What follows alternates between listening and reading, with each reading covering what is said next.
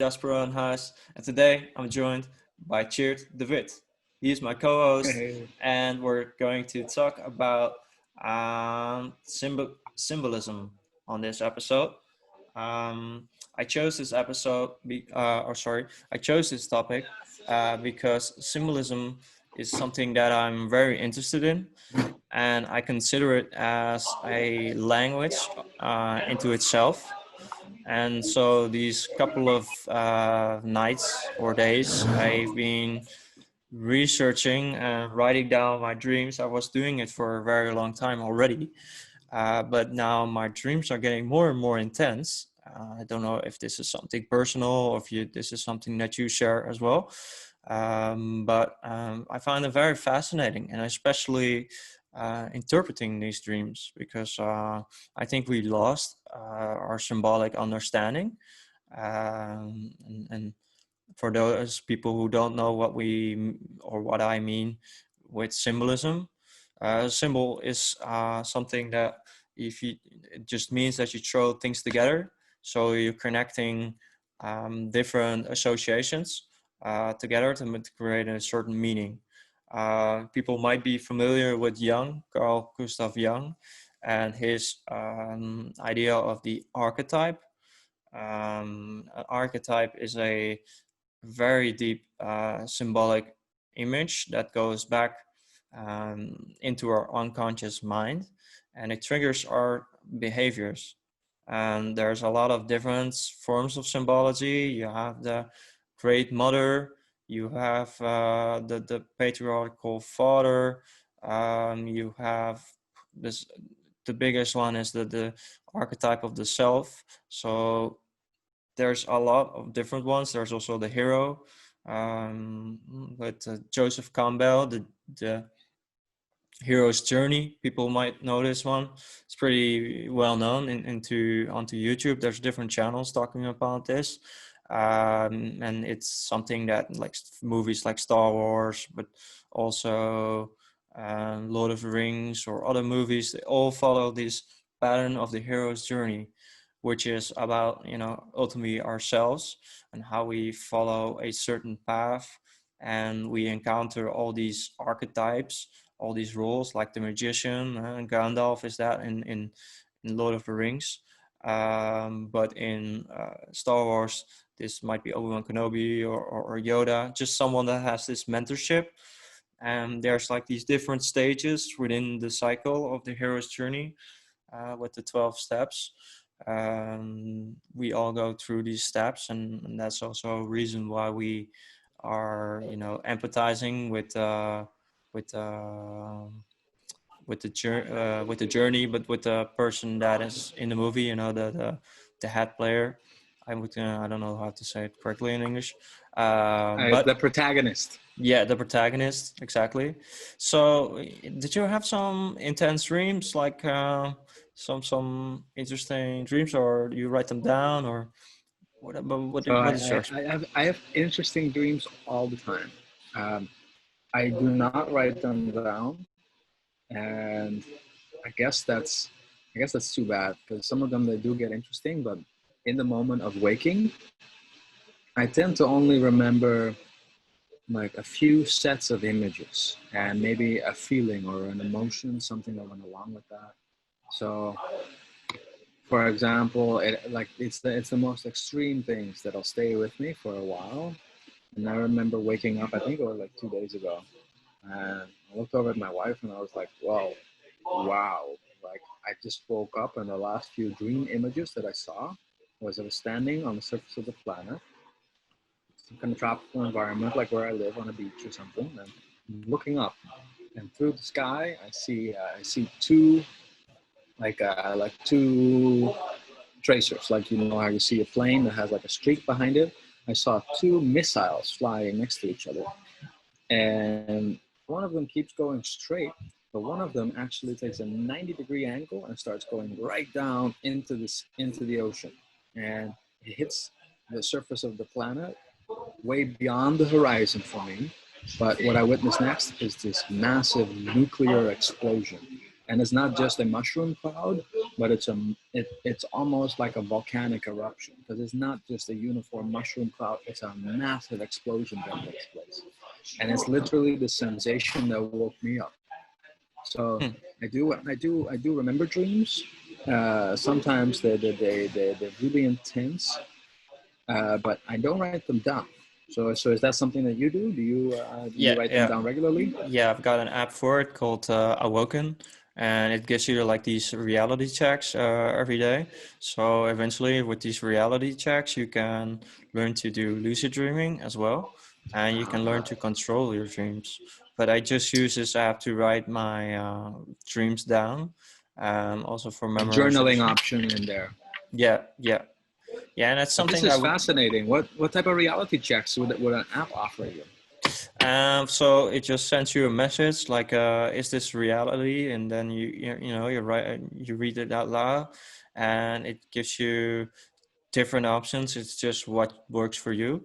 But these general options on how to check is like what I do. I just count on my fingers like 1, 2, 3, 4, 5, and then I hurt myself a little bit, like squeezing here, and then I know, okay, I'm into reality. But this is not the only check you have to do. Like you have to also, if you walk out this door, you have to check to look behind you, and then just realize, okay, this is where I came from, and then having this coherency. These coherencies you don't One have in your moment leading dreams. to the next. Yes, Exactly. This exactly. is fascinating because what you're talking about is not just dreaming, but it's intentionally becoming aware of the fact that you are dreaming in Yeah, the middle of a dream. yeah, and it works both ways, I would say Would you as say well. that's Like, correct? yeah, it works both ways because you're not just getting, the intention is not just to get aware into your dreams, but it's also to be aware in your daily life. Like all these things, you normally won't check behind you, if you're walking somewhere, you just keep on walking. But now you're getting more aware, like, oh, this is where it came from. So you get these checks and you're not just getting to these lucid dreamings, but you also become more lucid in your life. um, I do have to say that I'm not a lucid dreamer or that I'm a professional lucid dreamer, uh, but it is something that is very important for people to try out. Okay, so what it sounds like was that what you're talking about is not just regular dreaming, but it's the act of realizing that you're dreaming. So, kind of becoming aware while you're asleep. Is that correct? Becoming aware of your dreaming, yeah, that you're aware. You become aware into your dreams, I'm sorry. And but mostly when this happens, you become aware into your dreams, you wake up because you get all excited, and that seems to wake you up, and that is like a little trap. And so I there's a think that's little. a universal experience, right? We've all had the dream where we're flying, and then all of a sudden we realize, like, wait a second, if I'm flying, then this must be a dream, and then poof, you're awake. Yeah. So there's a little technique that you can do, supposedly, and that is looking down and then like twist around in your dream.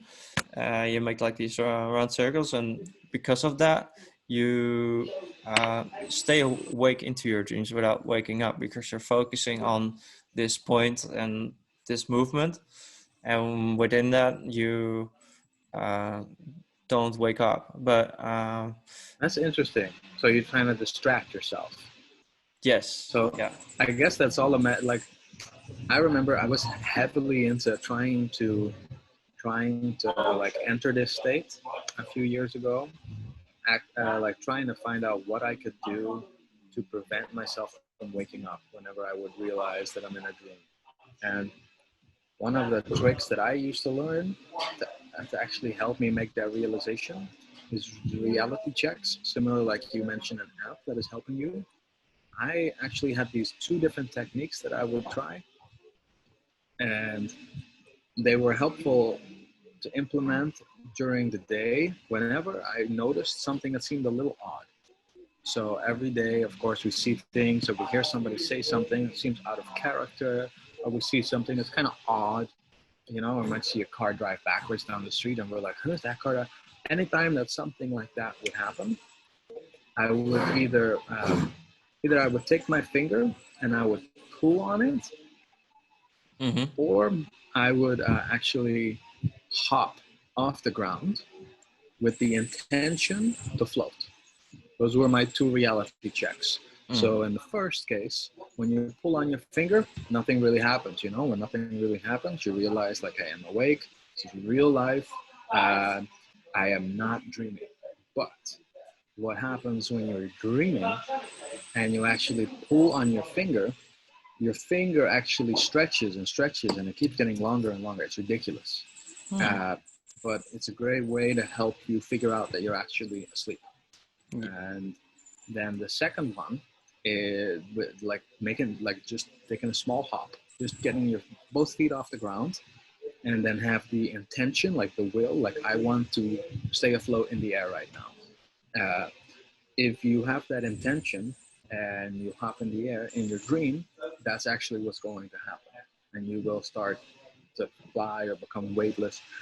For me, it's never really flying. It's not like I'm a bird who flaps his wings. It's more like the air suddenly turns to water and I can swim through it, if that makes any sense. Hmm. But by kind of teaching myself to do these reality checks in my awake life every now and then, I guess you condition yourself to repeat those actions when you're in the dream world. Because in the dream world, mad stuff is happening all the time, and you might realize like, huh, how did my friend just jump over this whole house? Well, let me just pull my finger real quick, or let me just hop in the air and see if I can do the same. It kind of became a habit, and so I was able to use that technique for about half a dozen times that I can remember, to intentionally like wake myself up in the dream state and start messing around, having some fun, doing some Yeah. weird stuff. Yeah. I personally have the view that, our dream world is not just within our heads. It is a like an ontological place where we can be, and that, we get these messages from there. So the important thing about lucid dreaming is like it can be for some people still an ego control thing, like they want to control their dreams, they want to control their life. But for me, it's not really about that. It's more about exploring this unknown realm, and seeing and exploring our hidden dimensions, though it is within ourselves. I think a lot of our messages, and I think like dream work in itself, I was doing a lot of research on this, but I couldn't find a lot of things about this. But I do think that, writing down our dreams and engaging with our dreams in a conscious way, that this is a spiritual path within itself, because every night we dream, we make DMT, dimethyltryptamine, into our mind, and which is like the spirit molecule. There's a good documentary about this. So we travel. I believe that we travel actually to these other dimensions, and that we need to be there and bring something back that we can share with other people. But in our day and society, dreams, I know a lot of people don't even remember their dreams, or they don't write down their dreams, or they don't give any importance to their dreams, or they don't share their dreams. But I think we should share this, because there's a lot of, and maybe not just the sharing, it's also learning it for ourselves. We should give importance to these dreams, because there's a lot of messages, Yeah, but we only get these messages if we have a symbolic understanding, if we can so learn yeah, symbolically. And so this is so why I think this postcard is very important, that we relearn our symbolic literacy, that we can read in this way again. I agree with you. I agree with you in like 99%. However, I feel like when we dream, a likely interpretation of what that all means, I think you might agree with this as well, is some kind of subconscious messaging that's going on, where either your higher self or something else is trying to speak to you through symbols, through symbology. Uh, However, the idea that we have to share these is something that I would only agree with if it is going to help you to remember them. But in a lot of cases, and I think for most people, dreams are about as private as we can get because it's your higher self then having a dialogue with you. That's not something that is shared with you so that you can tell it to your friends. That's a very personal message on like what your spiritual evolution has to do next. And it can be helpful to share that, uh, but I don't think it's necessary per se.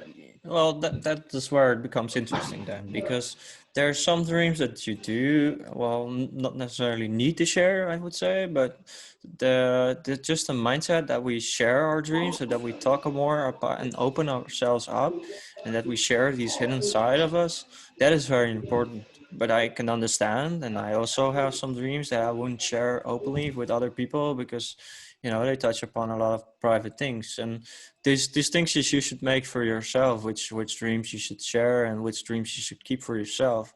But as a whole, we should definitely talk more upon this because it will stress the importance of dreams, and we Yeah, will and give them remember, like you said. credibility. Yeah.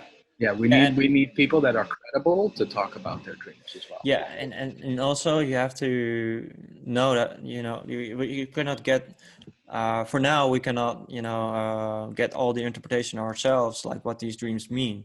But if we talk about these dreams, we could see that there were common themes with our friends, with our family, or maybe not even people that we know.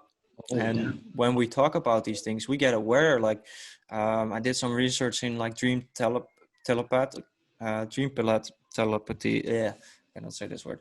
But in any way, that we can have communication through dreams with other people. So maybe people will open up and see that their Oh yes. minds are not like separated in a state even within their dreams, but that there is a shared consciousness, what Jung called the collective unconscious. And I can confirm this personally because I put this method to the test with a friend of mine once. We wanted to see if there was any possibility that this theory was true, that within dreams you can meet up with other people, because there's lots of friends that share dreams. There's lots of close family members, and I've had personal experiences with this as well as my friend. My friend actually had these dreams when they were younger, which he would share with his brother. He had a younger brother, and they would actually wake up and share dreams. And so we made an intention to meet each other in the dream world. And it took a few tries, but we actually did manage to meet up in the dream world and then relate our experience back to each other the next day. So to do this, it wasn't simple. It actually was very difficult. Like we had to kind of, you have to anchor yourself because the dream world, I don't really think that we travel there. It's actually right here, right now. I think it's just another layer of our environment that we're not sensing with our eyes and our ears. When you think about all the dimensions, they're all literally at the same place at the same time. It's just different frequencies. yeah. And so the dream world was actually the same as the real world. It was just more magical. Mm. And we had this place that we would hike past, and we decided this would be a good place for us to meet up at this crossroad in the hiking trails. We would meet up, and we did this in such a way that we both woke up in the morning, set an alarm, and went back to sleep to actively be lucid dreaming. And then, like, he was at home and I was at home, so it wasn't like we were close to each other. We didn't talk about this until he came to my job later that day. And what we did in the dream world was very interesting because we were both barefoot, and I put my big toe on his big toe. And that was something that he was able to tell me in that evening. It was very strange, very awkward, Mm. very strange. But I knew like that there's more to the world after he told me that. I was like, you know what? That's wild. But that just tells us how connected we are and how our minds just shares all these all these hidden parts from ourselves. Yeah, and Uh, you mentioned archetypes before. You mentioned like we're talking about symbology, and it's heavily connected to dreams in the way that dream dreams they use a language. I think that it's fair to call it that. Like they use a language to speak to us, and similar people experience very similar dreams. And so they might take on different shapes, but if somebody feels very stressed in their daily life, they might have these dreams that they're being chased. And Yeah. um, there's further correlations that go really into specific detail, which is kind of creepy. So whoever's listening who might have experienced this, see if this is connected to you, because I've had this dream. Yeah, yeah. I was about to say, me too. You tell? There's a specific dream where you're aware that your teeth You are what? loose, and when your teeth, your Yeah. teeth, they are loose. When you mess with it, or you actually notice that your teeth are falling from your mouth, like they're like loose in your mouth, and it's really interesting. Now, many people have had this dream, and it can mean multiple things. We don't know exactly what it means, but there seems to be a correlation with vanity as well, and death. And so you'll find like somebody that has a dream like that, they might see it as a premonition that somebody in their family is going to die, but then other people might interpret it as that they are too vain and that it's a symbol, or that they care too much about how they look. And so you have these symbols, but symbols mean different things to different people, Yeah. but they're still symbols and they're still there and there's still Yeah. some type of language. So Yeah, that's important, very important to mention, because like the owl, I was reading this book, and they said in there like owls, they represent also different things. They can represent wisdom, but they can also represent death or darkness. And so, all these different cultures, they had these stories, but they all, used similar language, maybe in the sense that, they had like Athene for the Greeks, had a owl on their shoulder for yeah, wisdom, but they had different associations with them. And that is something that in other cultures, they had more this negative aspect. Like you can see this with with the snake, very infamously. You can see it in the Bible, like the temptation of Eden, how, we're snake supposedly represents evil then, right? Or yeah. temptation. Yeah, But in like I Eastern religions, it represents wisdom and enlightenment and self-awareness, or being self-awake. And so, like there's so many different it all depends on the context, I would say, as well. So if you have a dream with a snake in it, it doesn't mean anything where like, oh, it's being negative or it's being good, but it depends on the context that it comes with. And that is something I want to expand on a little bit, because if you're doing dream interpretation, and I've read into young psychology and some other works as well, and some spiritual teachers who talk about this. But I would say that if you dream interpret in one dream, then it would become very like unstable, because a lot of these dreams, they are coexisting with each other, and not just dreams, but also the synchronicities that you have during your life as well. And mm-hmm. if you tie all these things together, then you can make a much preciser interpretation than you would if you interpret one of these dreams. So a couple of nights ago, I had a dream about being into hell. I was being in an underground city, and there were all these dead people falling on me, and I don't know, you also said, and a lot of people, they had these dreams of being chased. That's what I felt like, being chased. So Yes. this dream was for me very intense, but it doesn't mean that, oh, it's hell, oh, it's negative. No, it just means, No. okay, you're going to the underworld and you're claiming something, and maybe you're running away from something. So it could mean something negative. But other dreams, like we talked about this before we did the podcast about me being on two islands, and for me these themes were very, very positive, because I was on a tropical island and I were with all these friends and we're doing like adventures, and we went to the store and did some video games there and a lot of positive things. So these dreams are all connected to that, but I cannot make a full interpretation, because tomorrow or this night I will have another dream and that will tell me something. So it's a continuing thing, and that's the beauty. Yeah. That's the interesting thing. Like it's still evolving, and so people shouldn't It's like jump when you into do a tarot conclusions. session, you don't just turn over one card, right? No, no, and it's constantly, No. there's constantly things adding on to Yeah, that your. makes sense. So Yeah, and, because and I've had dreams where if I'm like, if I have to interpret this dream, that's gonna be weird. But then if you think about it like you just described, you might take like a week, and you're like, in this week I've had these four dreams that I can remember, and I wrote down. Like looking at these four dreams, what is this trying to tell me? And then you might be able to draw lines and connections and be like, during the day at this and this point, I actually felt like I really wanted to say something, but I swallowed my words, or I felt like it wasn't my place. Or maybe you felt like we're really bad at a certain point in the day, but you stuffed that feeling away. I do believe that in our dreams, these emotions, they might come up because they need to be resolved, yeah, and they might show themselves to you in like a scary dream or in a chase sequence where somebody's trying to get to you and you're actually trying to get away. Like maybe these are strongly connected to our emotions. hmm I definitely think that I've experienced a lot that would support that idea.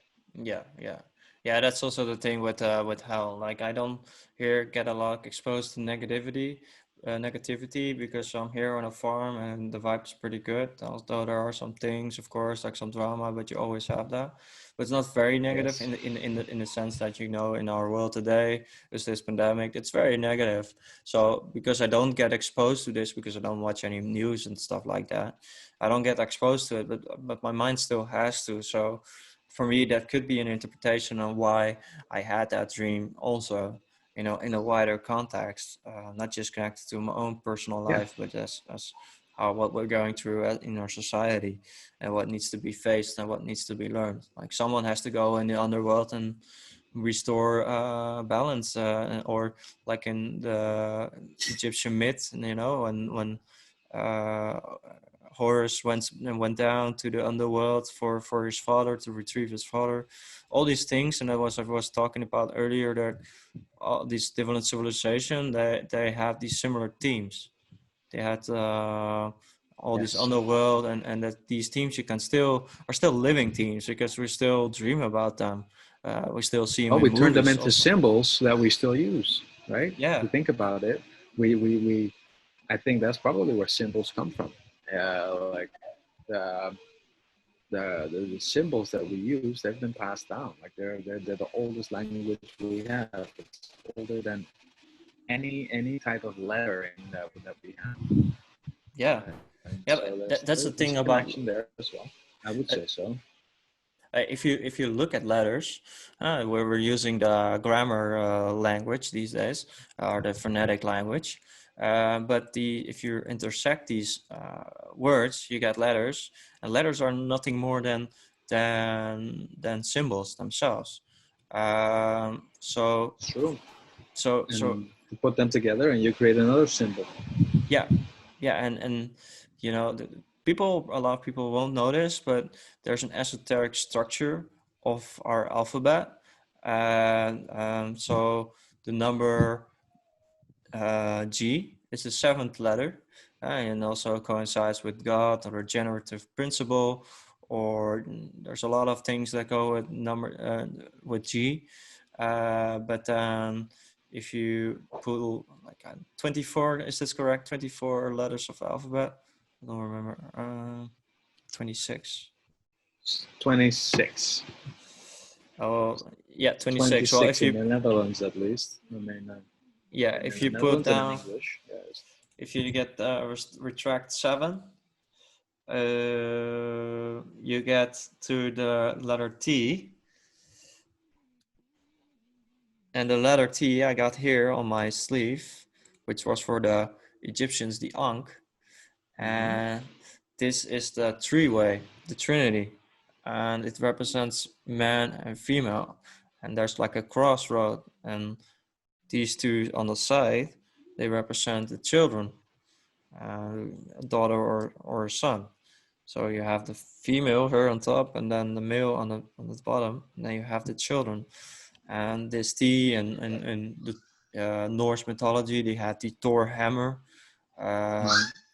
This is the, the I don't know the how many 19th letter of the alphabet or something like that. I think 19th. Yeah, that would make sense. 19th. I think though, like when you're saying, when you're talking about the Ankh and about your interpretation of it, or the interpretation you're describing, like the Ankh is a very very powerful symbol, uh, but it also has many different interpretations. Not wrong, right? Yeah. And so the Ankh might represent a key to some people. Mm-hmm. It might represent a staff or some energy container to somebody else. It might contain like a letter in the alphabet. And I do think that we have the ability to give multiple roles, multiple tasks to symbols, and they're constantly changing as well. Oh, for sure. So nowadays, if I see an Ankh, I don't necessarily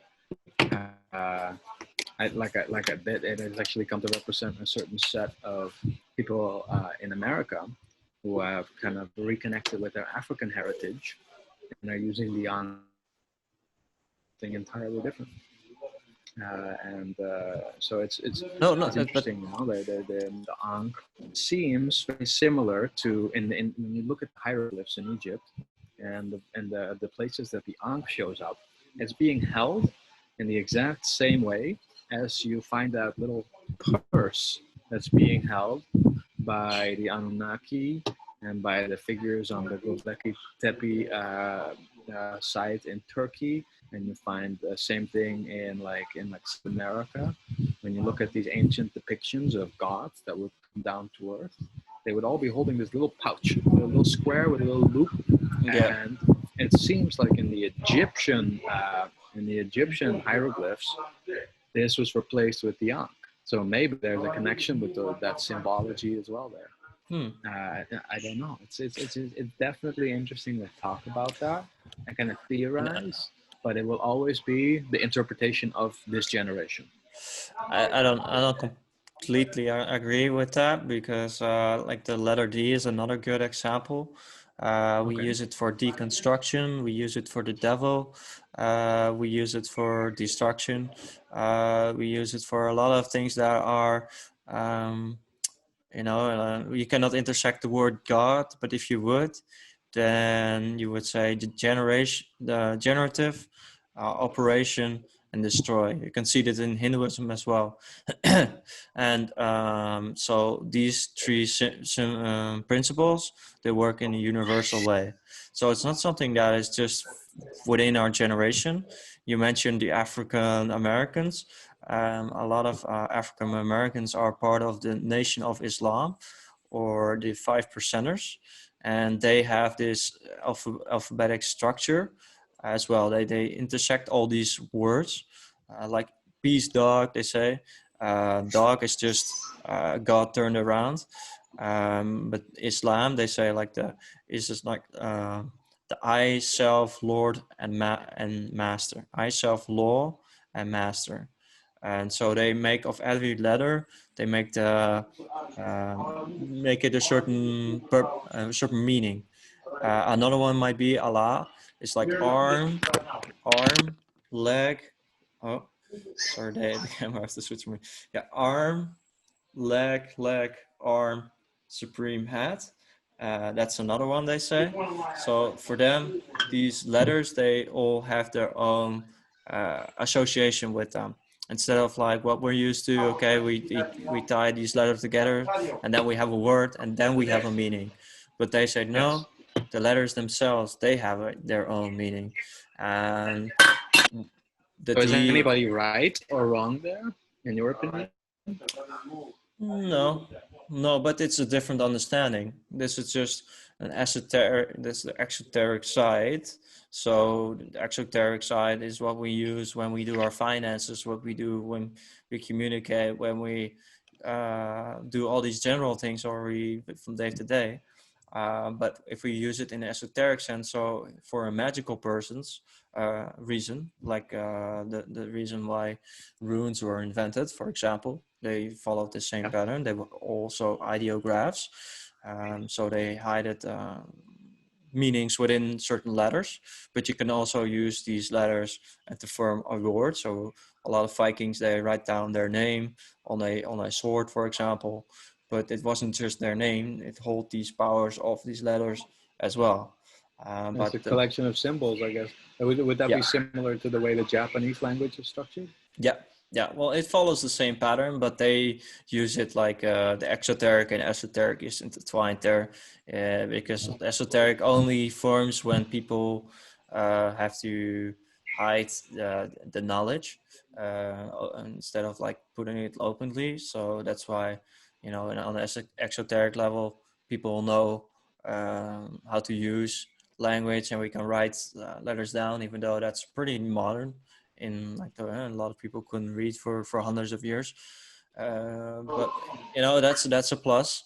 But still this esoteric structure and what I'm focusing more upon and which I find more interesting, which is the magical side of language.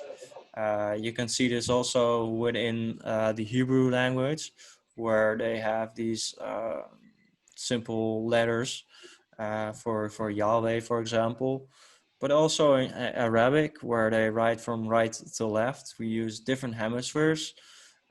So how we look upon with this view on language is using another hemisphere. We talked in the previous episode about this.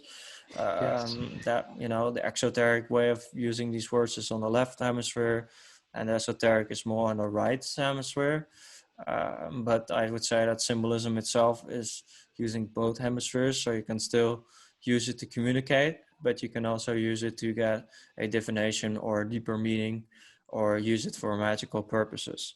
And use, send me the Uralinda, you recommended it me once, and they use this runic script in there as well, and this is all used for the same purpose.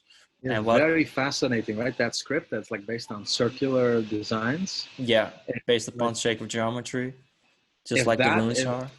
if that is legit, and of course, like you said in the previous podcast, it's a debatable source. However, it is a very convincing debatable source. If they are correct, it would basically mean that our ancestors were responsible for probably one of the first lettering systems out there, because that script in the book was definitely what the Phoenician was based on.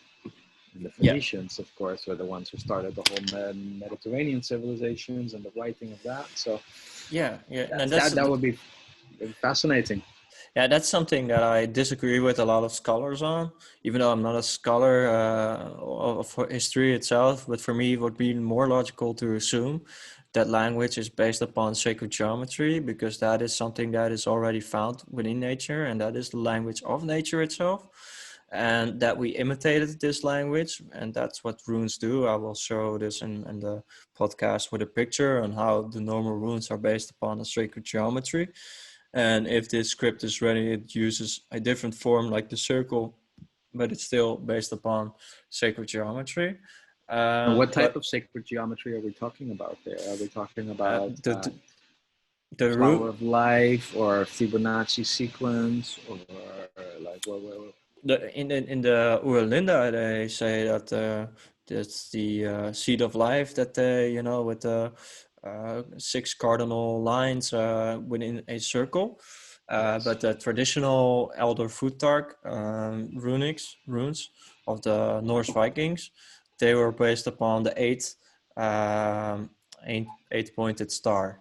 And if you use this eight-pointed star, you fill some lines in and others not, you can form all the Elder Futhark signs in their alphabet, I don't know, Elder Futhark. That's So fascinating. yeah, so for me it I would did be not know. for me this is what I would assume about history, because history is mostly assumptions. It's at least It's his story, right? yeah. So, but for me, what would be more logical to assume is that the Phoenicians interacted with the Norse or with the Frisians, and that they adopted this system and developed their own Phoenician. For what we use today, are the phonetic alphabet from this, because the Phoenician alphabet, what we use today, is not based on sacred geometry directly, although it adopts a lot of similarities. Um, there is some, and that's what I mean with the esoteric alphabet, that there is some things coming out, and that we can see that is based upon some older, more esoteric structures, which are I like feel the like runes. it's almost fair because we're referring to these things as esoteric, but because I would say over 95% of people don't know about these meanings, it's hidden knowledge, which would classify like hidden esoteric knowledge. I think classifies as occult. So this would Hmm. be occult knowledge. Yeah, yeah, and Um, occult just means hidden. Yeah. yes, exactly. But I think that's it's fair to call it by its name. A lot of people that kind of turned off by that word, especially if they have a Christian background, they're gonna think that you know you're gonna become some kind of Satanist, but it's not like that. Like you just said, it literally just means hidden. A lot of Hmm. stuff is hidden. So even though um, most of our friends growing up, they might have been raised Christian like us, not knowing that all of the days in the week are named after different planets and different gods from our past. People don't even think about it. They're like, oh, Mamba, oh, Monday. Like, oh, you think it has something to do with the moon? You think so? Oh, that's interesting. You think like Thursday has something to do with Thor? I think so. Do you think Friday has to do with Freyr and the whole concept of fertility? We have like Saturday based on Saturn or like the god and the planet. Like that's knowledge that you might hear about once as a little kid and then forget about. But to me, that always stuck because it was fascinating. Hmm. Even though, would you say that classifies as occult knowledge as well? Yeah.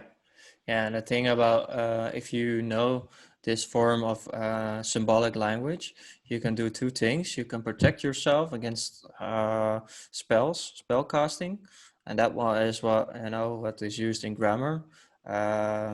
Grammar is something we learn in school, but this is something you can use for uh, influencing people. And the social engineers, the people that are influencing this society on a mass level, they know very well how to use these language on this way. So they Mm-hmm. use these, the deconstructions, like disciple, for example. You think, yeah, disciple is a good word. Jesus had 12 disciples, but it should be disciples, like the followers of God. So all these words are used, I would say, for the specific reason to mislead people, and that's Yeah, why, have like, them take part in rituals that they don't even know they're a part of. yeah, and the other purpose is that you can spellcast for yourself, so you can influence people as well. But that's if you manipulate people, that's another thing. But the the first person you should influence is, of course, yourself, and so you can get control over your life through learning this form of language, Oh yeah. using words in a magical sense, Oh using yeah. them very powerful to reprogram yourself and be applicable with your word. Like there's a book, The Four Agreements, and the first agreement is be impeccable by your word. Don Michel, I think his name is. So, yeah, I think words are very powerful, and you can see in the Bible as well. Word is the first. First there was the word, right? Yeah. Yeah. Or sound. I think that means sound. First there was sound. First there was vibration and frequency. Yes. Yeah. But no, you're right. And just taking one or two steps back, I'd like to mention this in case your viewers haven't noticed. When these social engineers co-opt language without our knowledge, they can trick us into taking part in things that if we kind of knew the meaning, kind of knew the intention behind it, we would not want to take part at all. And an interesting version or example of that would be an election and voting, because I don't know if you've ever heard this expression before, but when you vote in English, it's called casting a ballot. You cast your ballot. That's what it's Mm. called when you vote. However, casting a ballot is a ritual, and it is a Satanist ritual. So it's very interesting why we would use that language to Mm. describe some type of action, which we think is very normal. You know, every country has their elections and they vote. Why would you call that after a magical ritual, though? It kind of seems like you're doing something to shift energy or power and focus it somewhere, just like any magical ritual would. Yeah. And so we're taking part without realizing, because we don't know about the meanings of all the words we use. Yeah. And Um, something, sorry. no. Yeah, so you're right there. I think that for me, I kind of learned about this through the simple phrase that we use when you say when you are a little kid and you want to act like you're putting a magic spell on somebody. You say, abracadabra, hocus pocus, pilatus pus. You Mm. know, I wished that you were a frog or something like that. Yeah. And so when I discovered that abracadabra is actually Babylonian, it's ancient language, and it actually translates to as I speak, I create. I started to think, well, why would we remember that? Like, why would we remember specifically those words? And why would kids be saying those words? Like, what is it now? Like, at least 6,000 years later? Like, why? And it kind of, then started to draw some connections for me with the idea of law of attraction, about affirmations, about thoughts turning into reality, and everything kind of starts as a thought. You think about the chair you sit in right now, or the computer you are on. At one point, that wasn't there, but it was literally born in the mind of somebody in the shape of a thought. It's like, I want to have a chair that can spin around Mm. and it has wheels, or that can incline backwards, or Yeah. that is covered in skin of cow. Like, all of those were ideas that were like first come up with. And so everything in that way starts out the same. And I always thought that was interesting, but when you really look into it, then there's a rabbit hole that opens up. So I think you would agree with that as well, right? You have your own interpretations. Yeah, yeah, and you know that the symbols, they speak to your subconscious. So if you speak in language, you can still, okay, this is what you said, you know. And if you speak a different language than I did, and I could like, what is he saying right now? I cannot understand. So I would use my subconscious for all the context, or for all the words that sound similar to things that I already know. And this is how I learned Spanish, mostly through context. You can like get a lot of these words that you're not familiar with. A lot of words like English and Spanish are pretty similar. But the thing is with symbolic language, if you don't know it, then you get influenced by it, and it speaks to your subconscious. And so if you know symbolic language, then you can become an intermediary, because I think language functions this is the purpose of language. Like, it is the intermediate position between your consciousness and reality. So we use words to intermediate between these things. You know, we call this that, you know, plant, whatever. So we objectify, and we become. It's all about relationship. Especially, I'm an animist. I would call myself an animist. I believe that everything is alive, and we interact with our environment through language, but also, of course, with feelings and with other aspects of ourselves. But if we are not, if we count out the symbolic language, then we get influenced. And you can see that in movies, you know, it's double-sided. Movies um, very strongly in movies it's used. yeah, but for I, some people it can initiate someone.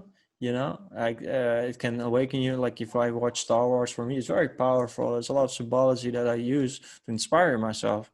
A lot of people, they get into this complex, okay, there has to be a hero. I talked earlier about the hero's journey. There has to be Yeah. a hero and he has to do everything for us, and or there's one person that saves us all, and then you're trapped, and you're trapped again, and you miss all this richness of the symbology, and you get attached to the message instead of like applying it in your own way, Yeah. and knowing that we need each other instead of just one person to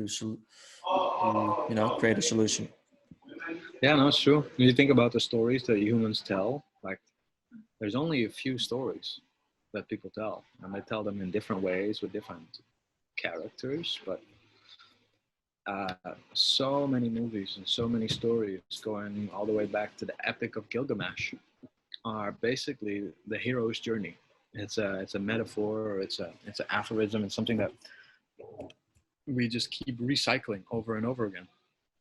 Yeah, you mentioned the metaphor. I was just thinking about that because in the Julian Jaynes book, The Origin of Consciousness and the breakdown of the bicameral mind, which I mentioned in the previous episode, it talks about metaphor and how language develops through that. So there's a lot of things that I cannot explain right now from word to word, having a literal interpretation for it, or literal meaning. Sorry. So I will use metaphors to describe it. But the metaphor, they have two parts. They have the ferafriend and a metaphor. If I say this correctly, I will correct it in the editing if not. You said the first one again. The second one was metaphor, No, and the first one was no, the parafriend and the metaphor. But I will put this in the editing because I'm not really 100% sure if I said this correctly. But okay. the idea is that there's one part that you want to describe. That's, I think, the metaphor. And then you have the other side, the words that you're using to describe this. So words that we use right now with sticks, something sticks. I use a stick to stick someone. And those are all came from this sense, like they were all concepted in this way, that I want to explain something, but I'll use the objects that I'm already familiar with, like a stick, Yeah. and then I'll say what I want to do with this stick. I will stick someone with this stick, so Yes. the movement describes the object, and that is these two elements of a metaphor, and how we develop a new more language, because language is not something that stagnates. It's constantly developing, and you can see this in the youth, or within hip-hop they have like what they call slang. They have their own language because they don't want the police to hear everything that they say, so they develop their own language, and in that way they can still be free and still talk in a more free sense, and they can develop because if you speak English, you talk the language of the oppressors, and you get stuck Oh yeah, in, you and could they be set censored. and they set the Exactly, limitations. because the people that the fact checkers on Facebook and Instagram, they all speak English. So if you're trying to like set up some coup against your government and you're all chatting with each other in English, everybody's going to be able to read that. Yeah. However, if you get a little group together and you start speaking Frisian with each other, Mm. I can guarantee you, Facebook has nobody in their employment in the fact-checking department that speaks Frisian. So you can type away, nobody will ever really understand what it says there. Maybe some inquiring Dutchman would be able to read that and be like, sounds like they're talking about this and that. But language is a way to really either be imprisoned or be completely free. Google Translate. Completely free. Yeah. Like there's a way like language is a form of expression, and so just like dancing is a form of expression and represents freedom, a language can too. Yeah. Oh, yeah. You also mentioned that in a talk that we did a very long time ago, where you said there's a lot of our language is actually through body movement, right? So a lot of our language are still not even like verbally. There's a lot of non-formal communication that we have to not necessarily talk about as well, but I mean that we Oh should yeah. count in. There's so many ways that we communicate outside of the words that we use. And a good example of that is something everybody has experienced once or twice, where you receive a text message from somebody and you feel like the person is angry at you, or you feel like something is going on and it actually isn't. But when we just send each other a few lines of text, we read that in our own voice. We can attach all kinds of meanings, all kinds of interpretations to it. And so even the way that we use our voice carries information. We can kind of make something sound a little higher in the end to Yeah. indicate a question. Or Yeah. we could use our voice to say like, no, this is it. I am not willing to discuss this. Or um, we, uh, we inform our language with our facial expressions, of course. So Yeah, there was also a tribe that speaks with whistles. oh yeah, yeah. The There's parts Bushisma. of Turkey as well. In Turkey, there's a group of people that communicate, and they actually whistle. They can basically they can talk to each other in full sentences through whistling.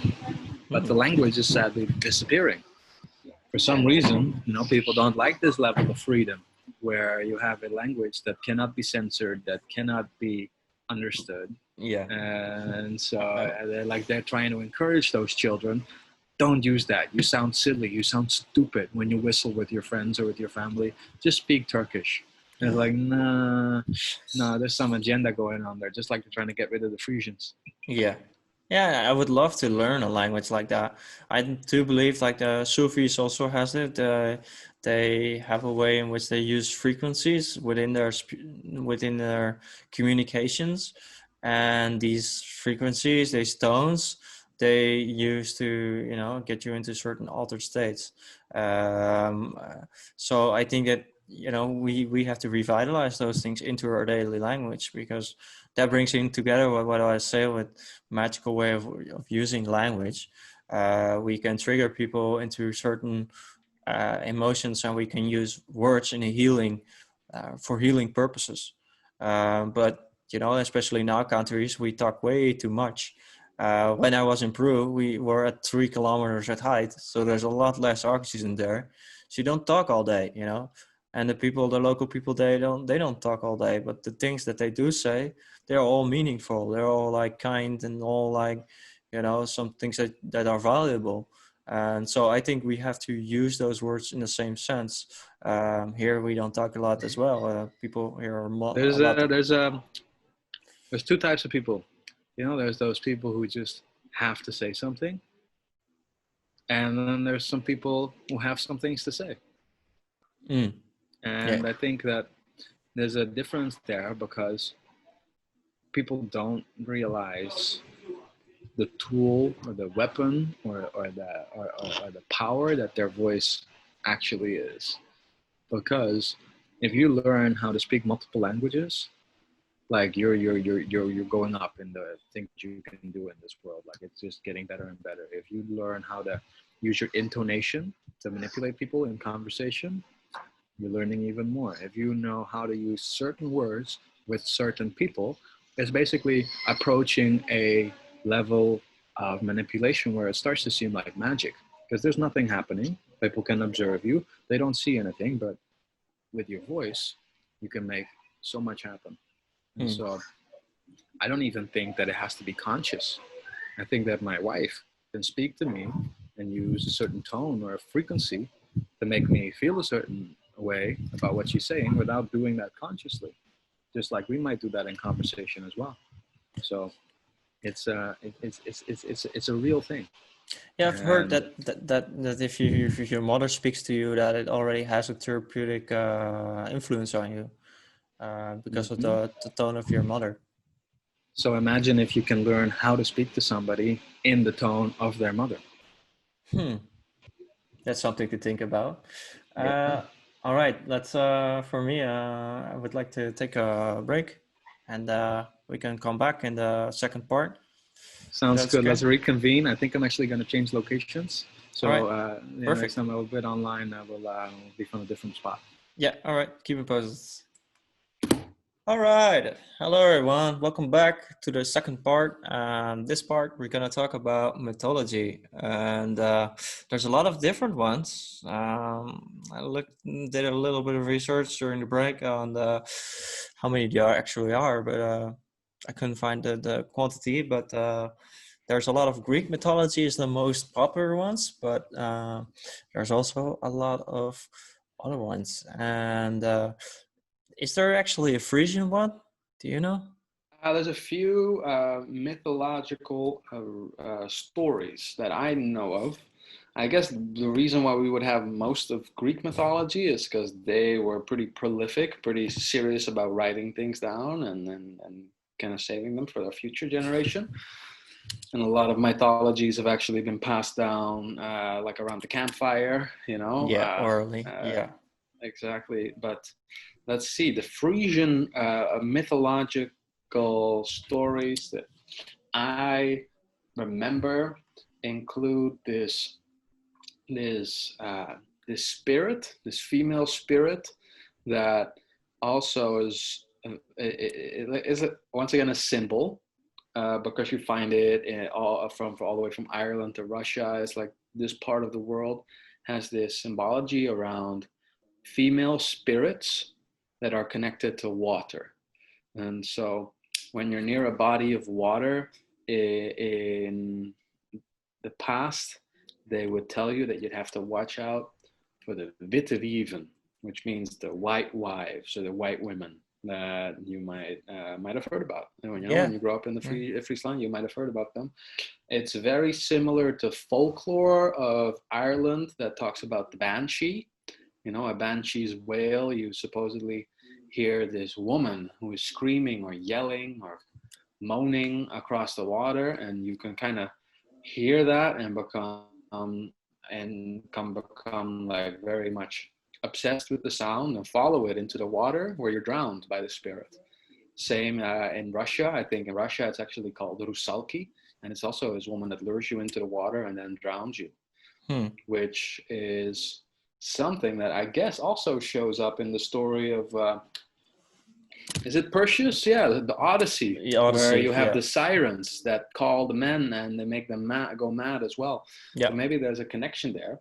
I guess that's Hmm. a symbology that we would have in our own culture. It's called the witte wieven, and I think it's very similar to the description of the banshee spirit. Hmm. Well, and another one might be the which I'm supposedly connected to in my ancestry, the Grutte Pier. Grutte Pier, yeah. He Well, he was wasn't a maybe. mythological character, but the stories around him have become mythology, I would Yeah. say. Okay, that's true. Yeah, that's right. Yeah, but I guess there's no. You're saying you're related to him? You think that there's a connection in your family that you can trace back? Yeah, my mother came from Kingsford, where Grutte Pier was born from, Oh, yeah, her yeah. ancestry. But I'm connected to his sister, so not necessarily to him, but his sister. But I don't know. I don't have a full documentation, so if people would ask, like, give me the proof, then I could not. But So for people who have never heard of Grutte Pier, which is Frisian for great Piet or great Pier, it's like a name. It's a very big man. Can you tell me a little bit about what you know about Grutte Pier? yeah, well, he was a mighty warrior that fought against the Dutch about I think 1300, something in 1300, I don't know. Mm-hmm. But he fought against the Dutch, and he had this saying, it's like a poem, and witte brune green cheese, hoe dat net sizzeken is geen opruchte Fries. Yes, I And remember. yeah, and so he was like a pirate, and he said this towards people who were from the Dutch to see if they're from the Netherlands or from Frisia, and if they could say this, like the poem that I just said, then he wouldn't kill you. But if you couldn't, then he would throw you overboard or do whatever with you. But his Exactly. sword is Yeah. 2 meters long. So I will put in a picture of this sword, but Yeah, it's a it's real crazy. sword. It actually still exists. I think it's like in the Leeuwarden or Sneek gemeentehuis. It was on Yeah. display when I was younger. So what I know about this character is similar to what you said. Like, he's this man who came from Kimsworth. He was a Frisian fighting, I guess, against the Dutch, but I think that this conversation will benefit from a little bit of context, because uh, it wasn't like the Frisians were ever at war with the Dutch, but there was this kind of resistance going on. From what I know about history, you have this time where people used to own their land, farm on it, and take care of themselves, and then pass on their land to their ancestors. And uh, that's how ownership of the land was in Friesland as well. This was similar across all of Europe until you started getting like lords. So I guess you have these people that come in that start offering protection because they have soldiers in exchange for food from the farms. But there was this thing going on where basically everybody was forced to give up their land to some lord who was collecting large amounts of land, and then they would still be allowed to live there and farm there, but they would have to give like all of their food to the lord, and then the lord would give a little bit of it back, basically. Mm. And this was a form of slavery. And the Frisians were some of the last people in mainland Europe to resist this change from, it's a feudal system. That's what it's called. So Yeah. we used to have freedom, and then they moved into feudalism, where, a lord with a big castle would protect all of the surrounding lands, even though that land used to belong to the farmers. Now the farmers can't protect it anymore. They depend on the lord to protect them with his soldiers. But there's a problem here, because the scenario was often staged, and a lot of times somebody that wanted to gain control of an area would actually use money to hire mercenaries to then attack these villages in a certain area over and over again, like a few years in a row, light their homes on fire, steal all of their belongings. And then he would approach these people with the offer. It's like, hey, I can use my men to protect you from these horrible outside barbarians that keep destroying your home and stealing your food. Yeah. All you'd have to do is turn over your land to me, and I will allow you to keep living here forever, as long as you give me set percentage of whatever you make. And the horrible thing was that if people would agree to this, the soldiers that would protect them were actually the mercenaries who had lit their house on fire the few years before, because they created a problem and they offered the solution. And Frisians kind of saw through this, and because all of Europe had already had this happen to them, the Frisians wanted to resist. They did not like feudalism. They did not want to give up the ownership of their land and their farms. And so we actually refused this, along with the whole wave of making everybody into Christians and then giving up your land. We were fighting this, and Grutte Pier, he was one of the leaders of our people in this resistance. He did not want to take part in this. And so they actually raised this army of farmers to defend themselves against the mercenaries who would come in to pillage them. And because the system didn't work, because they didn't ask the lords, please protect us, but they're actually defending themselves, things got really rough. And our culture became a pirate culture, because all the surrounding areas, which all belonged to the lords and all of the religious folk, they said, okay, fine. So these people won't come to us. They won't beg us for help. They won't give up their land. So we're just going to boycott them. Basically what they're doing with countries that they don't like right now, they're going to sanction you. They're going to say, well, Frisians are just not welcome in the marketplace in Amsterdam anymore. And they're not welcome in the marketplace in London either. They're not welcome in Germany. They're not welcome anywhere. You can't trade with Frisians. And if we do find you trading with Frisians, then we're going to treat them, you just the way that we treat them. And so it forced us to become pirates. Nobody wanted to trade with us anymore. So what do? Well, we still need stuff. So we started using our boats to just sail into towns, beat some people over the head, and just take whatever we needed and get out of there. And it makes sense when you look at it in that context, but it allowed the Dutch to kind of paint a picture of Frisians as barbarians and pirates and people that needed to be put down, even though they had already been trying to do that for like 100 years. And Grete de Pier supposedly was one of these freedom fighters. I think he was actually on the walls of the snake. The like cities used to have walls with water around them. And this story of the poem you told me was told to me in such a way that he would actually be at the gate that would allow entry into my hometown of Snake back in the day, because at 6 p.m. each day, the city gates would close. Nobody could come in or out of the city except if they were able to pass that test. So you would sail up to the Waterpoort in Snake, the water gate, through which your boat would be allowed entry into the canal system in the town. But if you weren't able to pronounce Boetebree and Greenetzius, wat dat net Sizzlekin is Gin Obrioch de Vries, I think they would just shoot you from the window or something like that. But at least you wouldn't get into the city, because they know there would be spies that might want to like attack the city and open the gates from the inside. That's what I heard. So is that confirm what you heard as well? Yeah, well, I'm not that familiar with everything that's surrounding Grete de Pier. One thing I do find very astonishing is how he fought practically with a sword that is like that long, because I've seen a lot of medieval where they react the way in which they fought back then. But fighting with a 2-meter sword is very ineffective unless you're very strong and very long. But the other thing that I also find interesting about your story is I think it bridges into how he got colonized in Frisia into the Dutch society, and how we lost a lot of our our own way of looking at our tradition, and how we look upon our Frisian language.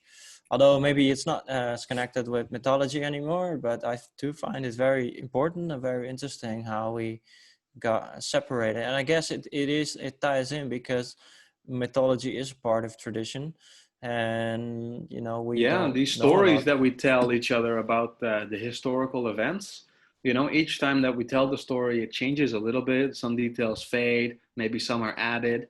And so over time, even our historical accounts become mythological or mythical in a way.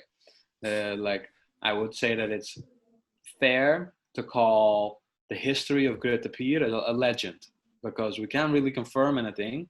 The only thing we can confirm is that he did have a massive sword. There's testimony, so there's word. People say that they saw him on the battlefield decapitate multiple people with one blow on more than one occasion. So this man must have been enormous to lift that sword and to apply that much force. He was definitely somebody to be feared. And I think that's why we still know about him, because he was such a special person that they made legends about him. Yeah. Which in turn, I guess, is our Frisian mythology in a way. If you look at it, we even named some star signs after his sword. Oh, really? Yes, Sibrandeboren, for example. Sibrandeboren goes back to this other story where I'm sure you, like we mentioned in the first half of this this podcast, that many people are familiar with the story of the Lord of the Rings. Mm-hmm. But not a lot of people understand that it's not just a story, but it was actually a mythology that was created by Tolkien to replace the history of England that was lost after the French kept invading it and actually put a French king on the throne a few times. Every time that happened, they would kind of get rid of English history. And so even though when you go to Norway or Sweden or Denmark, you can read and read and read about trolls and about giants and about elves and about dragons, whatever. That stuff is not a part of English history because it's been destroyed or ruined or forgotten. And I think that it's interesting because these connections go back to Friesland as well. Yeah, and there's this character called Sigurd. Sigurd was a dragon slayer. Yeah, Beowulf. Is this the legend of Beowulf? No, Uh, this is a separate legend, but okay. similar in its story. So Beowulf is a story around the same time, but Yeah. this is the story of Sigurd, the dragon slayer, and his Frisian wife Brunhild. And Brunhild then supposedly is the mother of the character Aslaug from the Viking show, which is Ragnar's second wife. Ah, okay. So it's Ah, interesting that we right. talk about historical characters that are slaying dragons. That's mythology, Mm. but it's definitely Frisian. Yeah, I got a book of Beowulf that is translated by Tolkien. So I know that Tolkien is very into a lot of different mythological stories. And Yep. Beowulf is also partly about Frisian as well. Uh, Yes, it's mentioned multiple times. There's characters that are from there. and I think another thing should be mentioned that is not part of Frisia anymore, but in Drenthe they have these hunebedden. And then with the hunebedden, they have these stories of, the hunebed is called, means the resting place of giants. And we're talking about Guttepeer, and he's also pretty big. So, and it's not just with the Frisian mythology or with the hunebed or whatever, but with a lot of these different mythological stories, we hear about the giants or about dragons. I know a guy called Mud Fossil University on YouTube, and he talks about how these beings could be real instead of like just metaphorical, but they Yeah. actually could have existed. But I don't know. I Well, will there's put that there's into a reason to question. think that, right? Yeah. No, that's an interesting subject to touch upon because I've had that thought as a child where I was like, well, if dragons never existed, then why do we have little dragons like lizards and crocodiles? And why does every culture, not just Europe, but every culture, talk about dragons? They might call it a feathered serpent in South America, and they might show it in a different way in China, but everywhere they're talking about dragons. Yeah. And so I thought, you know what, maybe they did exist a long time ago. But then I found this very interesting possible explanation for this that has to do with the Silk Route, because the Silk Route is, of course, the trade connection between Asia and Europe. But the Silk Route passes through a part of the desert in Mongolia, and this desert is very interesting because how do I put this? In the desert, there are fossil remains that have been preserved very well because it's so dry there. It's the driest place on earth, I think, Mm. that you have these perfectly conserved fossils of dinosaurs. And these dinosaur fossils, they are under the sand, but then the sand is constantly shifting.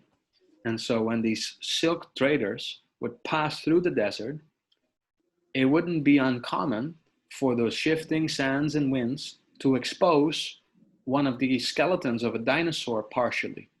So when you imagine like a triceratops has like a bird beak and a giant skull, but then the body that almost seems to resemble some type of lion, it's very easy to think, oh, wait a second, maybe that when they found a skeleton like that, that looked completely fresh because it was so well preserved in the desert, and they find it has a bird beak and like the body of a rhino, but it's like twice or three times the size, they must have thought, oh my God, could these animals still be living in this desert?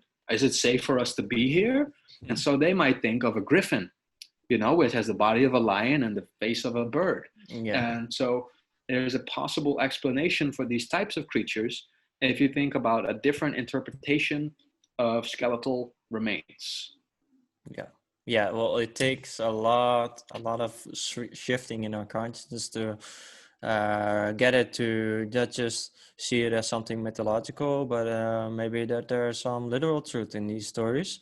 Some idea that you can see in Lord of the Rings is that the world started out in as something very magical because it was close to creation and to the source. And eventually, as time came on, we get more and more lost in this mundane world. Solidified in matter, maybe. Yeah, and I think that why we discard all these things that we're discussing mostly in our Western society. But if we did any genuine research, and that's why I would keep an open mind to these things, because a lot of these ancient civilizations, they all speak about giants, and maybe it isn't literally. Maybe It's they in the were Bible giants. too.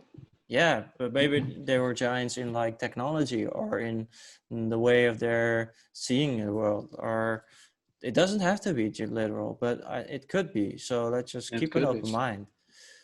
Oh yeah, I like for me like it's like one of the parts that is so interesting about the Bible and its historical accounts is that it does refer to these Nephilim, which are supposedly like the children of angels that came down to earth to procreate with human women. Um, Now it would be cool if they just give birth to really big people or giants, the men that turn into giants. But the stories that go along with this in the Bible always talk about them like they're horrible, they're cannibals, they eat people, and they're they're evil monsters. That's interesting because that's the exact same description that the Native Americans give of the giants that they encountered in North America. Yeah. Like, no, they're very tall, they have red hair, and they eat us. They're cannibals. And so the Indian Native Americans, they actually have these whole stories about how they eradicated the giants from North America, how they had to literally combine whole tribes to go and meet these giants and kill them. And then they would bury them in these mounds. And those mounds have been discovered all over America, but are some way always hush hush about it. And then the 9-foot skeletons that they find in there always disappear within a few days. Yeah, some things that I'm very interested in are some modern legends, and I don't know if you're familiar with the Malta and with Knights of the Malta?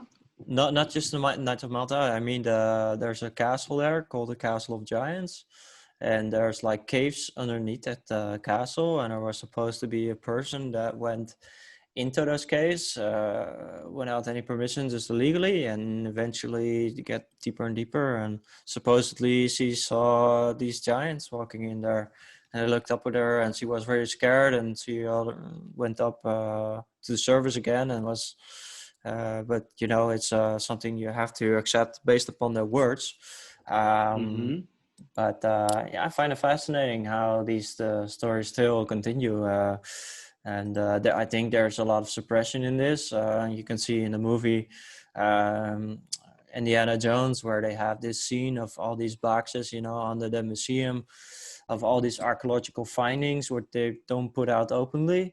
And I think a lot of those things could be talking some more or showing us some more evidence based on what we're talking about here, which in context to the giants. So who knows? I don't know. There's a lot of suppression, and there's a lot of things that we are not supposed to know about our past, unfortunately. Mm-hmm. But do we know about could it be possible that we could find something about this in the Akashic records, which is something in the New Age, all of records where we can recollect our memory. I've never been in the astral plane or haven't visited this dimension, or so I cannot conclude for myself if it's real or not. But supposedly the history there can still be known openly, because and also there's some people with clairvoyance that do like some readings upon like what our history could have been, like Rudolf Steiner did, and there's some Yeah. other people So like when we're education. talking about the Akashic records, I guess you're talking about people like Edgar Casey, Yes, these exactly. channelers. So for I guess for anybody that doesn't know, what my understanding is of the Akashic records is that it's basically a record of everything that has ever happened to anybody, anywhere, in the whole of history. That is available not in a physical way, not like a library that you can visit, but is available in a certain mental state. That once you reach a certain like state of being that you actually have access to all this information. However, sometimes you only get a sneak peek and you come back with like a little few bits of information about it. I think that if that is real, then all the records of any type of interaction we've had with giant beings would be in there. But there are so many things that point towards the existence of these beings in um, all over the world. Like literally, doesn't matter which continent. Every continent, you'll find signs of this. And I think, for me, I always questioned whether those hieroglyphs in Egypt that depict the pharaohs as literally like 5 times as tall as all the other humans. I've always wondered, you know what? Maybe that is not an exaggeration. Maybe these people were actually as tall. These statues that were built of these people, maybe they were actually that big because they keep representing them like that. Yeah. And there should be a reason for it. Like why would everybody be so tiny that like that doesn't make sense? Why would you do that unless there is some type of reason? Yeah, well, like now we're going into the more literal side, but we shouldn't become like literalists and say that all these things are literally true if we don't have the evidence to support it. But another interpretation you could get out of this is, and what we talked about in the previous part, in the first part, is that we can interpret it symbolically. So maybe if they depict all these giant beings, that they were depicting them because they were like grandiose, they represent something which is beyond our grasp, which is some grandiose in comparison to ourselves, that they depicted them like that. So I think like you can see this in different layers. You can see one is could be a literal one, that there could have been giants. I don't discard this, or I don't put it off, but another one could be that it is just a symbolic representation, and that's what I mean earlier with like giants doesn't need to be that they were real giants, even though you're pointing towards like there is some evidence supported. And I also believe, and I've also researched some on this, but it's still like I haven't seen the bones for myself, and I did do a lot of research, but a lot of these things, they are not really you cannot solidify. You cannot No. Evidence is either gone, either not there, or made to disappear. Yeah, I do know that there is like hundreds of articles in newspapers worldwide of people finding these bones, but then there's never the evidence for the bones. Like it's like literally like as soon as you mention that, the men in black show up or something like that. Yeah. They flash everybody and then they take the bones. I'm not sure about that. I do think that I like your idea of it being a metaphorical giants. Like Steve Jobs would be a tech giant, I guess. Then it's not like he was really that tall, but people can take on a larger than life kind of existence through their actions, through their knowledge levels. But I would love to maybe add a little bit to your research, because there is a few locations on Earth that have connections with physical giants, like giants that were supposedly like really tall human beings. And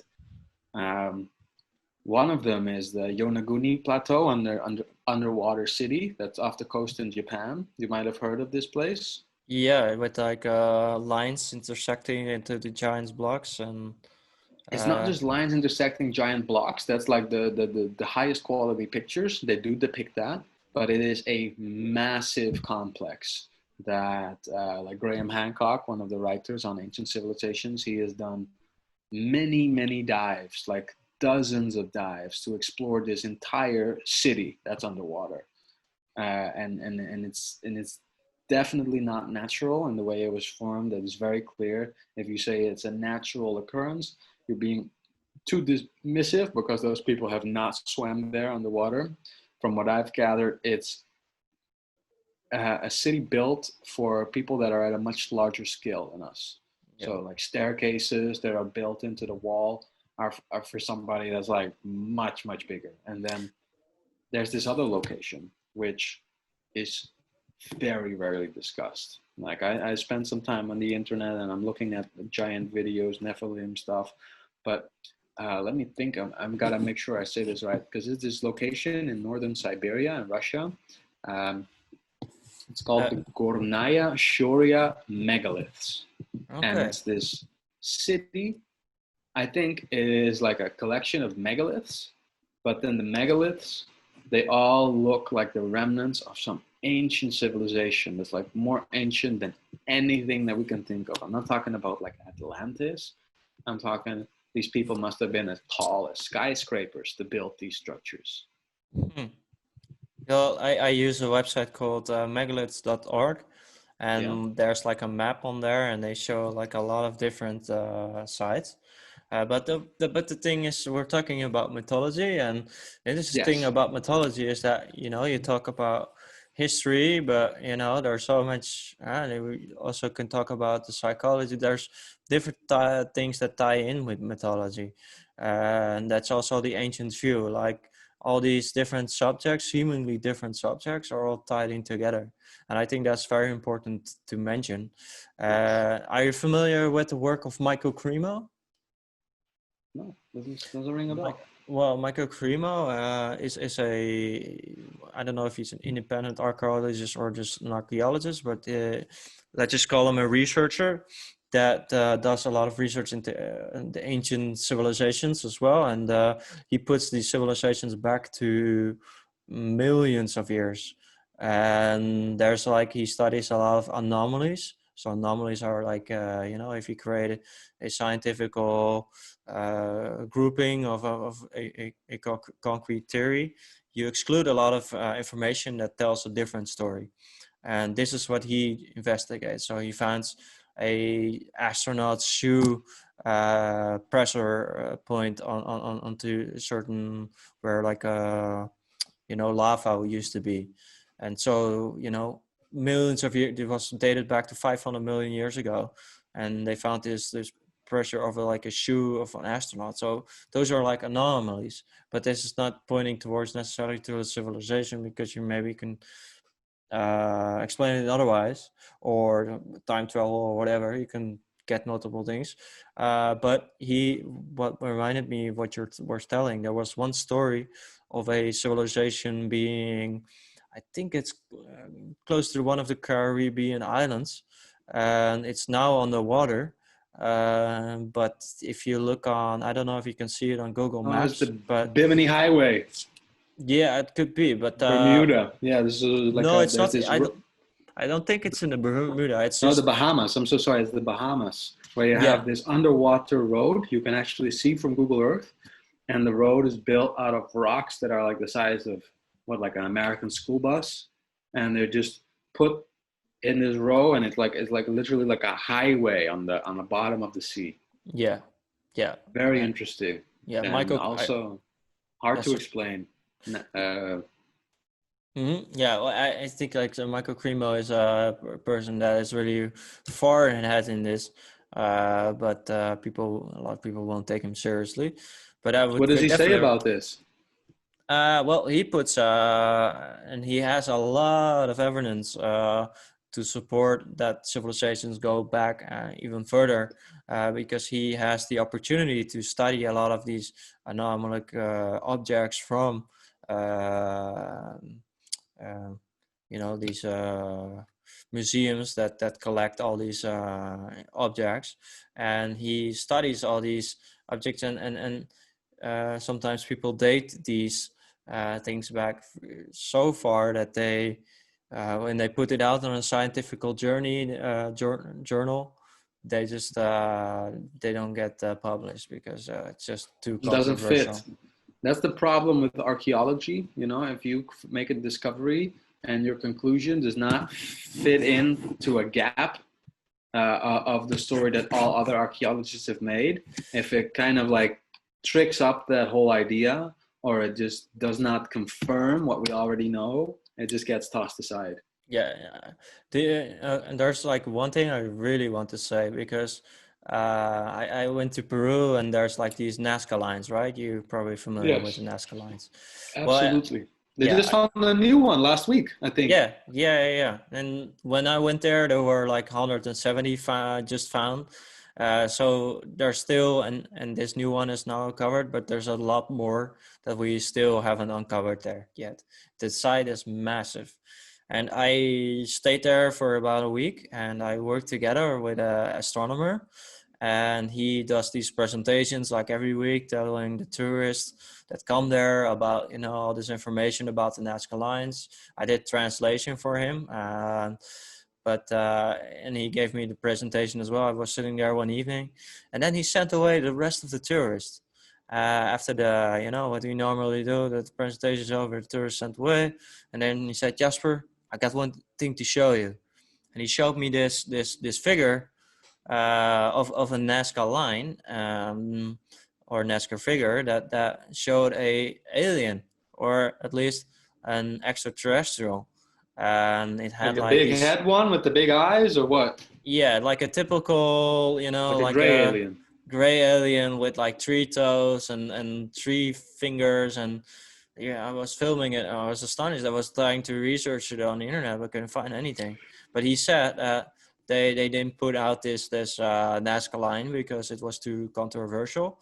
And a lot of people, they have different theories on how the Nazca lines are formed. I would like to talk about that, but I don't know if we're drifting off with mythology. But Yeah, no, it's okay. I would love to hear your explanation of Nazca lines, because why do you think anybody would create this giant piece of art that's sometimes like miles wide, uh, in the surface of the planet, but then the only way that you can actually see it is to be higher than the clouds, looking down to the surface? Well, yeah, okay. That's in that's mostly true, but there's a lot you can still see from the mountains. So it doesn't explain away all these different Nazca line and the purposes. But like you said, there's still a lot that you can. They're so massive that you cannot see them from a mountain, and that you have to see them from above. So you're making something that the process of making these Nazca lines is not very difficult. So that's not a big mystery there. But to really check what you've built, you really have to have this view. And if you don't have a mountain nearby, and then how could you check this? Yeah. So people have different theories on this. I still dwell upon like different theories myself as well. But one of those two are, one of them, they use there a psychedelic substance in the desert there, called Wachuma or San Pedro. I talked upon this in the second episode with about the Andean cosmovision. And but with this substance, it is common, or it can, if you do it in a certain initiated way with a, it's not called a shaman, but they have like a spiritual leader, and they uh, can guide you and can get you into the state where you can get out of your body. We know this as out of body experience, and for me that could be a one piece to the puzzle on how they could see it from above. So they can take this substance and they can check if they did it right. Like they did it in all these things they didn't build for nothing. It was all like ceremonial. So this would probably be part of the ceremony.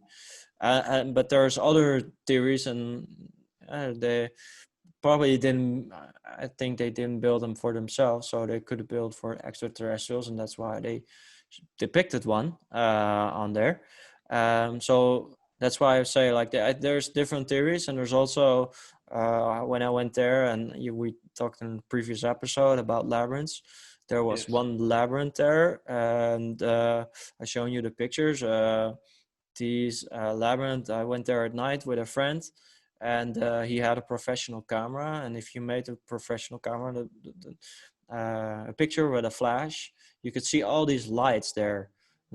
So in their tradition, they call this the ancestors, or the spirit mountains. They also represent, and these could be there's some videos on YouTube that you can see that they built these modern crop circles. This is all very hypothetical, but that could be that they guided, or that they were intertwined, or that they had some connection with these Nazca lines. But I've seen other theories, but I think the theories that I just mentioned are the Mm-hmm. most Yeah, solid. yeah, they make sense. Like I can understand certain drawings. They're made at a certain angle, or so you can see, or maybe they're on the ground next to a mountain. So when you climb on top of the mountain, you can see them go looking down. But then some of them are so big, and they're in the middle of nowhere. For some reason, the people that were making those Nazca line depictions, they must have believed that somebody up there was looking at them. Because why would you create a picture for somebody in the sky unless you believe there's somebody in the sky? Yeah. So it makes sense if they think that their God is in the sky and is looking at it, and that would be a great reason to make a picture, is like you can communicate directly with your God. But it seems like it would be very difficult to coordinate a design like that if you cannot check yourself. Yeah. I guess that would explain why the drawings are so simple, why they don't contain a lot of detail. Yeah, and a lot of these patterns, they are connected to astronomy as well, but not all of them. And so there are, it's not, you cannot explain the Nazca lines in a few sentences, and that's also a part why they still are a mystery, and we're still finding new ones, and we cannot decode them all. But No, it's very fascinating. The it Nazca is. lines, It it's is. very fascinating. So yeah, I like. I think that it's really important nowadays that when we don't understand something, that we don't just immediately start yelling aliens, Yeah, because exactly. people have done a really good job at making that look like a very stupid argument, even though it definitely isn't. Uh, I think that it's helpful to look for alternative solutions or reasons, or what, motives. Why would people do this kind of stuff?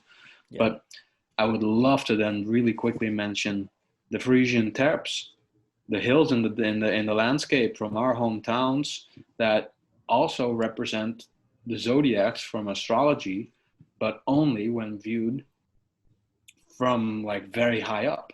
So either you have to be at the height of an airplane or a satellite to be able to then look at these hills in the Dutch landscape and connect them to form the zodiac signs. How would you coordinate that? How Yeah. would you be able to plan that out and make it literally fit perfectly? Uh, if supposedly back then all we had was some bronze tools and maybe a campfire at night. Yeah. Yeah. I don't know. Like, what do you mean? Like, how we're supposed to do that? Like, I just think that when we study our mythology, it's very important to realize that our history is very incomplete and also very inaccurate. Yeah. And it just opens up everything to being questioned. Yeah, and I think an important key to deciphering these things is using our imagination. So our history is and that is also why I love history since I was a kid. It's always sparked my imagination, and the same thing with mythology. It sparked my imagination in there, like it just meant to awake something that is within ourselves. It's all these Ah, stories, all yes. these different stories. They all are part of us, and that's why they're important to study, because we can relate to them and we can learn from them and we can apply them in such a way in our own lives. And that's why we don't have to jump onto that they're all literal, or that they're all like only psychological, but Yeah, we no, have they're to see them in definitely all not. depth. They're the archetypes, like you said, and I'm not talking about the Jungian ones. So I would say like they're. Oh shit. You're cutting away. That's a shame, because it just got very interesting. You said that about the archetypes. Um, yeah, it is very interesting how the archetypes play into our minds. Uh, I think we have to wrap it up, because his connection is getting away. I think we discussed a lot about the mythology, and we can talk about mythology a lot more if we talk about other mythological stories. But I would recommend people just to check out a lot upon this, because it's very fascinating on all these different mythological stories and how our psychological state is connected to this. Um, so one book I would recommend is the Book of Symbols. Um, Let me check who the writer is. The writer is Taschen, and in this book they have like a dictionary of all the different symbols. These symbols you can use to really discern and learn from all these experiences that you have, and also from these ancient mythological stories, that what could they mean, and what could they mean to you, because for everyone it's different. It's not just, if I read these stories, I get something completely different from the stories than you have. So be very flexible, and also see that these symbols are also presented in your own life. I can make one example of this.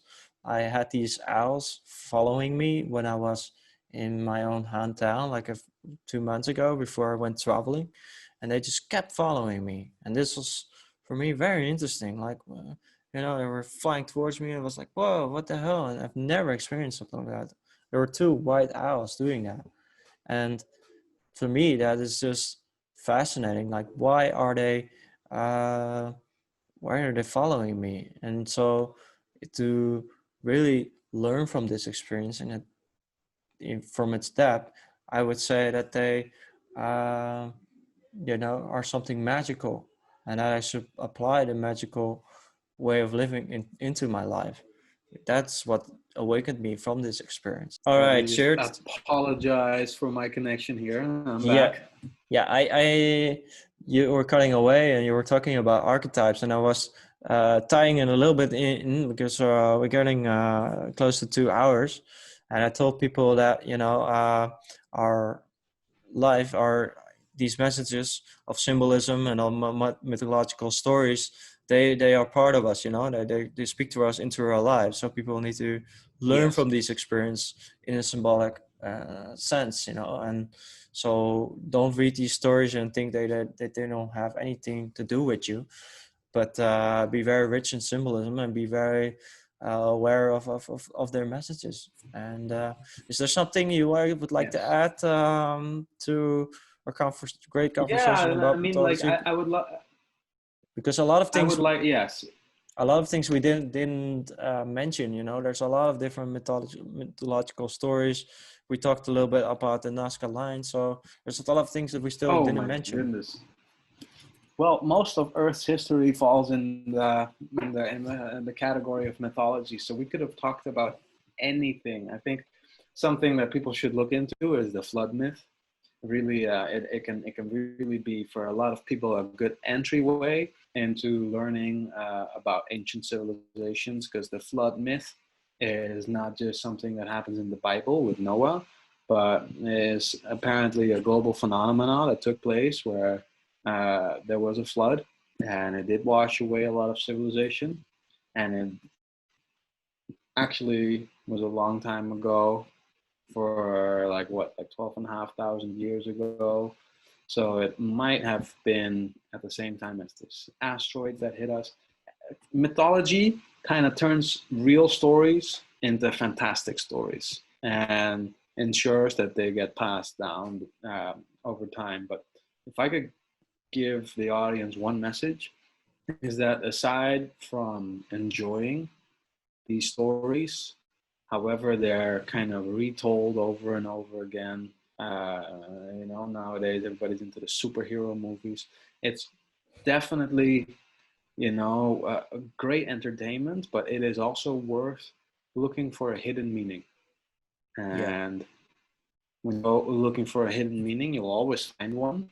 So have that in mind. Know that whatever you're going to find, like, question it again and again and again, but never take something like that at face value when we're talking about mythology we're talking about giants, and we're talking about people with supernatural abilities. Try to see what else they could be trying to say with the story, because words are just words, but they're also magic. Yeah. And that's the power that mythology had on me. It really woke up this thirst for a world that's more exciting than the one that we're confronted with every single day. Yeah. One thing I would like to add, like the difference between symbolic communication and literal communication. If I say something literally, then it just means the same for everyone else. But if I say it symbolically, and I speak to you directly. So if I say, all these mythological stories, or if I speak in a symbolic or metaphorical sense, then I speak to someone directly. And so you can teach in this way.